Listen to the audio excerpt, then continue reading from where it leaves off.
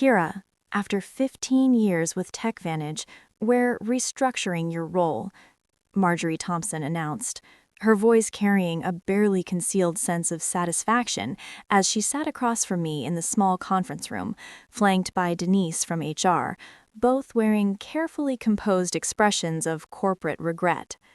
The company is shifting its strategic priorities, Denise followed smoothly, pushing a manila folder toward me as if this were a favor rather than an execution. Your work has been appreciated, but the research division is being absorbed into product development. I accepted the folder without opening it and gave a slow, measured nod. Inside, I already knew, was the standard severance package: 2 weeks of pay for every year served, 3 months of continued health coverage, and a list of career transition services clearly designed for people who still believed corporate loyalty was rewarded. I understand completely, I said calmly. These kinds of decisions are never simple. The relief on their faces was immediate.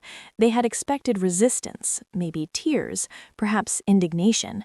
After all, I was a 55-year-old woman being ushered out of an industry obsessed with youth and novelty.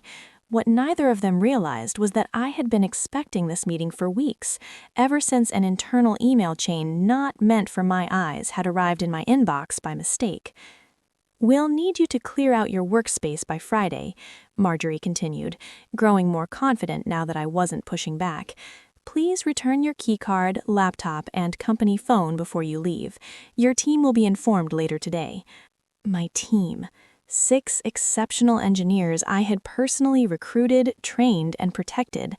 The same team who helped me develop the distributed processing algorithm that powered TechVantage's flagship product, AccountSphere, software used by more than 40% of Fortune 500 companies.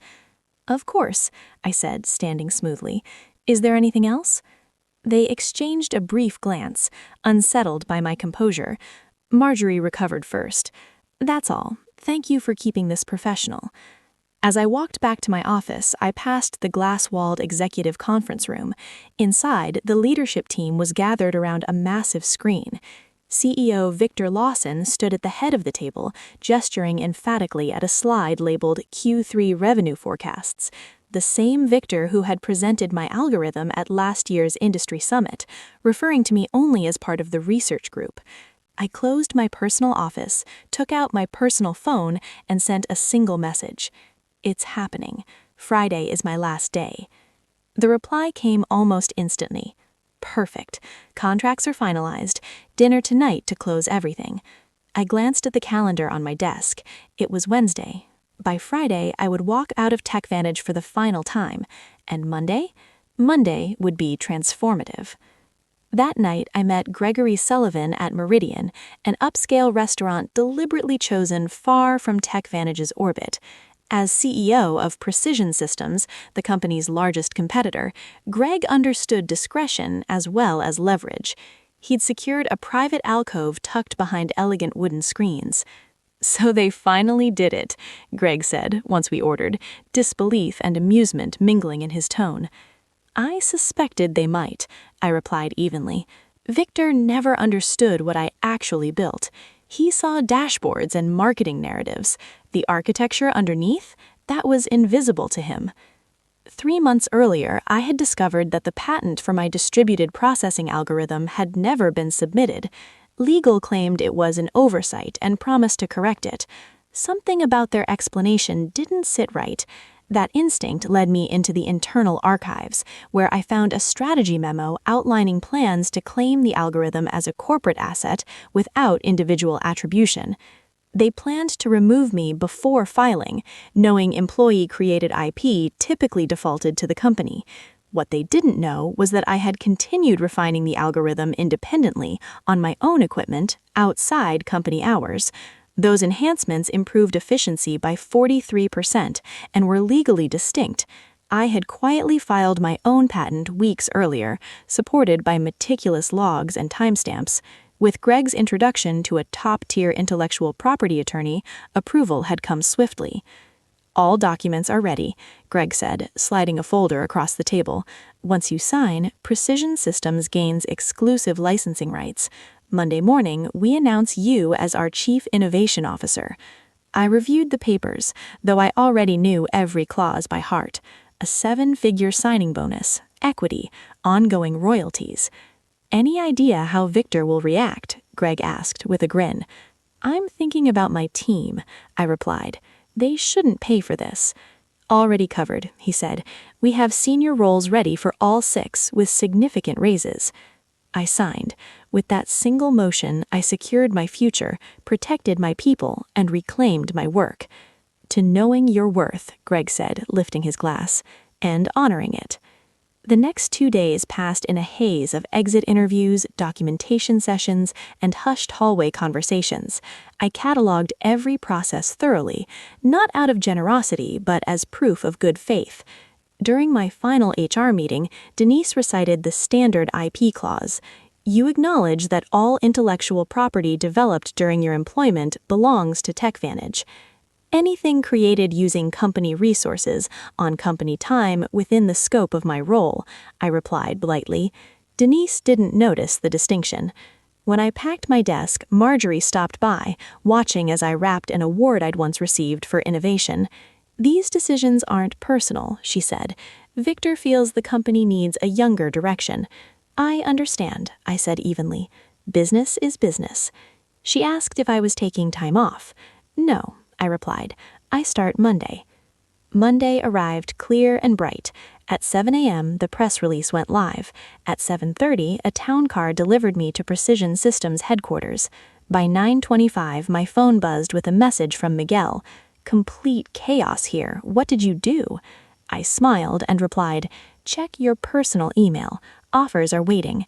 And as panic erupted 8 miles inside TechVantage's executive suite, Miguel sent a final update. They're pulling every file with your name on it, Miguel reported.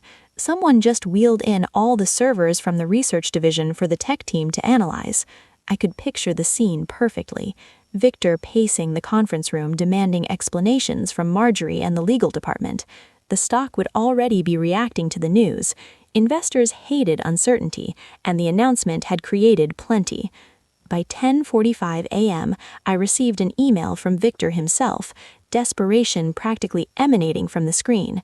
Kira, there appears to be a misunderstanding. Please call me at your earliest convenience to discuss. I forwarded it to Precision Systems' legal team without responding. By noon, the industry was buzzing with speculation. TechVantage's stock had dropped 7% since the market opened, while Precision Systems had risen 12%. 3 technology journals requested interviews with me about the strategic coup that had shaken the accounting software industry. How are you feeling? Greg asked, stopping by my office as I settled. Validated, I replied honestly. 15 years of watching others take credit for my work, of being told I should be grateful just to have a seat at the table. And now, finally, the tables had turned. Recognition came in the form of my new executive assistant appearing at the door. Dr. Jennings, the development team is ready for you in the main conference room, she said, then hesitated. TechVantage CEO has called 4 times in the last hour.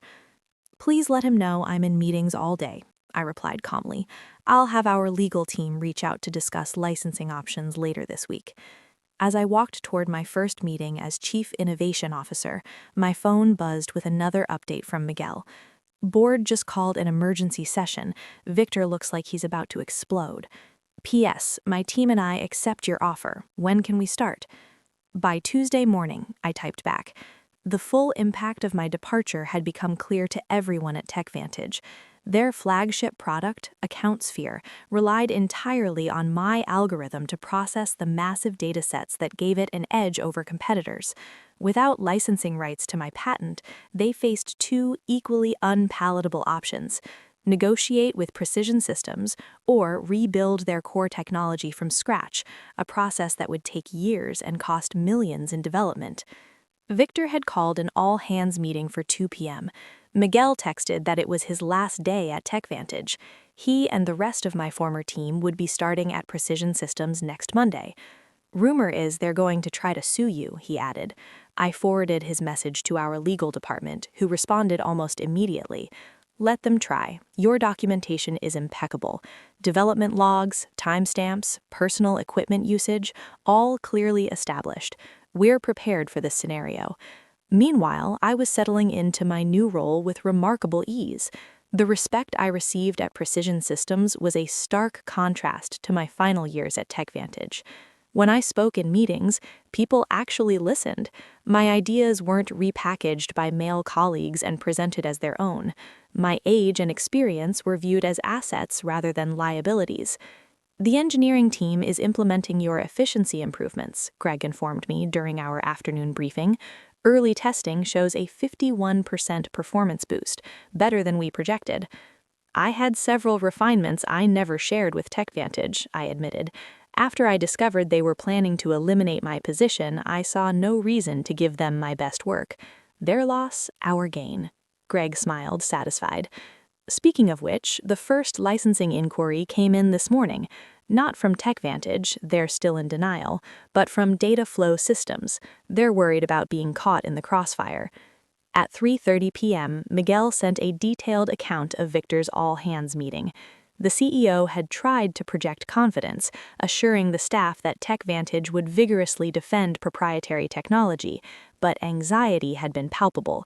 Several employees had already updated their LinkedIn profiles, sensing the company's vulnerability. Marjorie looked like she might faint when someone directly asked if they'd failed to secure the patent. Miguel reported that Victor cut the question period short after that. By Wednesday, the industry fallout had intensified. 2 major clients contacted Precision Systems about switching from AccountSphere, concerned about TechVantage's ability to maintain the product without the algorithm's creator. Our stock had risen another 8%, while TechVantage continued its decline. I received a call from Denise in HR, the same woman who had slid my severance package across the table just days earlier. "Kira," she began, her voice carefully professional, "I'm calling to discuss the situation with your patent. We believe there may have been a misunderstanding about ownership rights." "I don't think there's any misunderstanding," I replied calmly. "My employment agreement clearly states that intellectual property developed on my own time using my own resources remains mine. The patent documentation confirms exactly that." "Victor was hoping you might consider coming in to discuss options," she said. "Any discussions would need to go through Precision Systems' legal department now," I responded. "I'm sure they'd be happy to set up a meeting to discuss licensing terms." The silence on the other end spoke volumes. Finally, Denise sighed. "I'll pass that along." That afternoon, I led my first formal presentation to the Precision Systems Board of Directors, outlining our technology roadmap with my algorithm at its center. As I stood confidently at the head of the table, not hidden in the back as I had been at TechVantage, I caught Greg's approving nod. By Friday, just 1 week after I had walked out of TechVantage for the last time, the company had entered full crisis mode. Their stock had fallen 23% from Monday's opening bell, triggering concerned calls from major investors.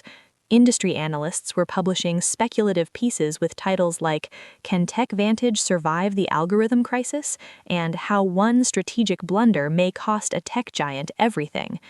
Through my industry contacts, I learned that Victor had finally acknowledged the severity of the situation to the board.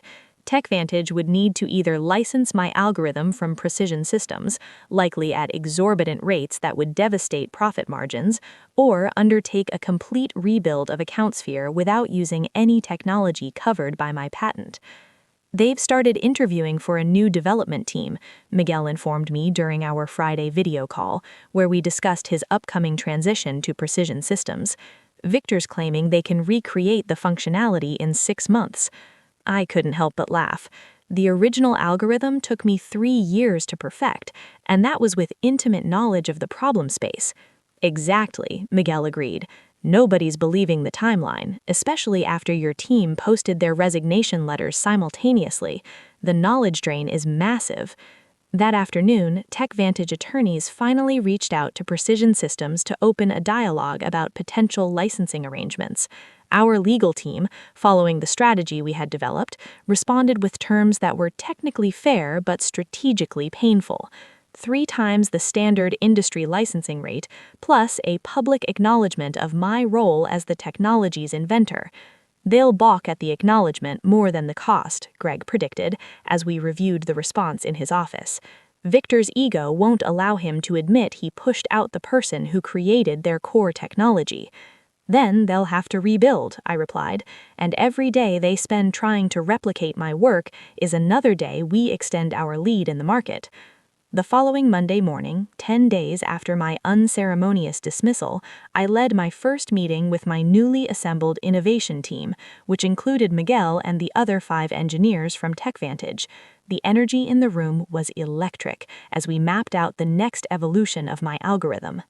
"This is how development meetings should be," commented Anita, one of my former team members at TechVantage.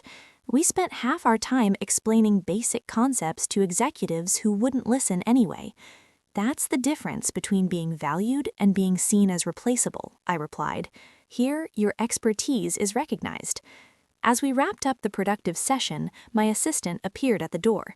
"Dr. Jennings, there's been a significant development with TechVantage. Their board just announced an emergency leadership change. Victor Lawson is stepping down, effective immediately."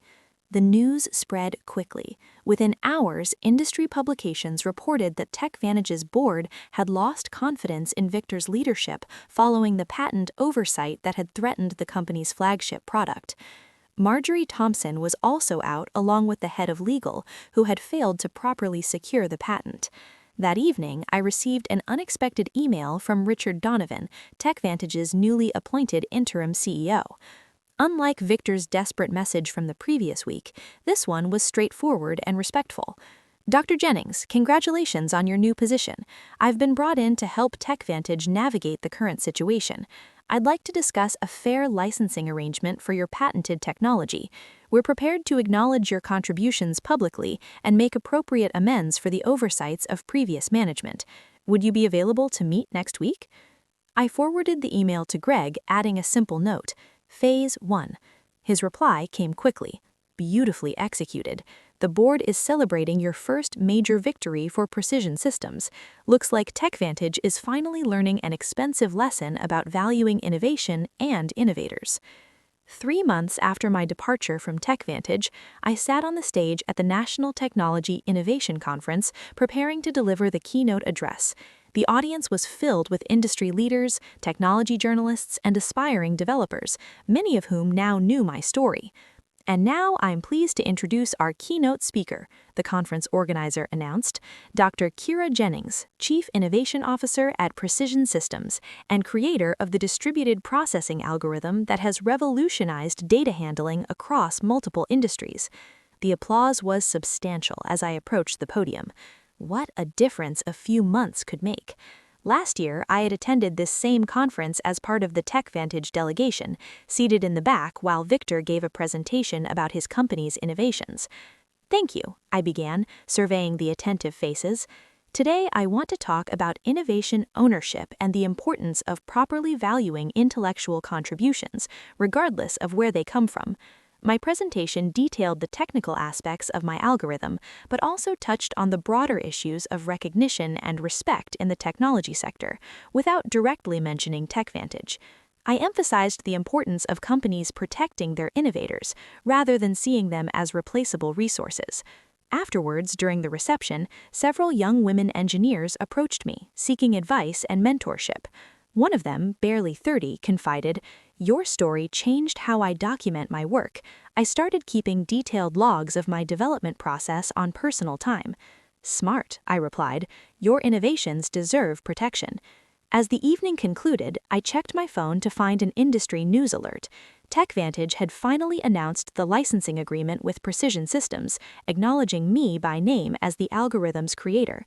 Their stock had stabilized, though at a significantly lower valuation than before my departure.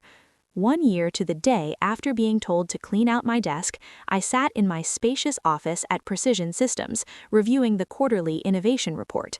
Under my leadership, the company had released 3 groundbreaking products built on my algorithm, capturing significant market share from TechVantage and other competitors. A knock at my door interrupted my analysis. It was Greg, holding a bottle of champagne and 2 glasses. "Happy anniversary," he said, setting the glasses on my desk. "The board asked me to share the news with you personally before the public announcement. Precision Systems has officially surpassed TechVantage in market valuation for the first time in company history." I smiled, feeling not triumph, but a quiet satisfaction. That's what happens when you value innovation properly. As Greg poured the champagne, my assistant delivered a sleek envelope. Inside was an invitation to speak at Women in Technology's annual leadership summit on the topic, "Owning Your Intellectual Value: How Proper Documentation Changed an Industry." "You've become something of an icon, you know," Greg commented, noticing the invitation. The story of the executive who wasn't recognized until she was gone had become a cautionary tale in corporate boardrooms. Richard Donovan, who had remained as TechVantage's CEO after the crisis, had implemented sweeping changes in how the company recognized and rewarded innovation. Their new policies on intellectual property protection and inventor recognition were reportedly modeled after the program I had established at Precision Systems. "It was never about revenge," I said, raising my glass in a toast. "It was about recognition, showing the industry that innovation isn't anonymous. It comes from real people who deserve real credit." "To proper recognition," Greg agreed, clinking his glass against mine. As the afternoon sun streamed through my office windows, I reflected on my journey. At 56, I had finally found what had eluded me throughout my career. Not just success, but acknowledgement. My name was now permanently attached to the algorithm that had changed an industry, exactly where it belonged.